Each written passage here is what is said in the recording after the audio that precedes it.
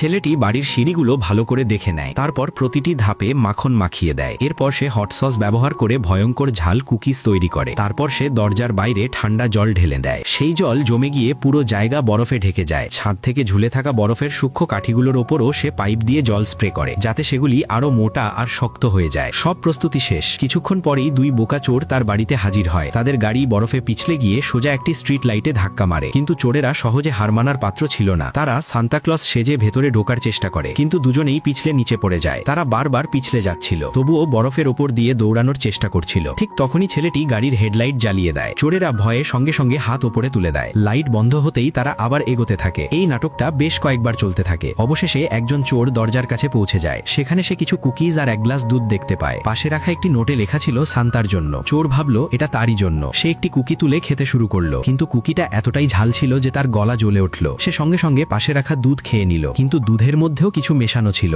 যন্ত্রণায় সে নিজের মাথা বরফের স্তূপে ঢুকিয়ে দেয়। শেষমেশ সে কোনোভাবে বাড়ির ভেতরে ঢুকে পড়ে। ভেতরে ঢুকতেই অ্যালার্ম বেজে ওঠে। সে সেটা বন্ধ করতে দৌড়ে যায়, কিন্তু বাটনের ওপর একটি পেরেক বসানো ছিল। ঠিক তখনই ছেলেটি নিজের অস্ত্র হাতে সামনে আসে আর এক আঘাতেই চোরটিকে অজ্ঞান করে দেয়। এরপর ছেলেটি তার মাথায় একটি VR হেডসেট পরিয়ে দেয়। চোরের চোখ খুলতেই সে দেখে সে যেন একটি ভয়ঙ্কর খাড়া পাহাড়ের ওপর দাঁড়িয়ে আছে। ভয়ে সে লাফ দিতে যায় আর সঙ্গে সঙ্গে গিয়ে একটি আলমারির ওপর আছড়ে পড়ে।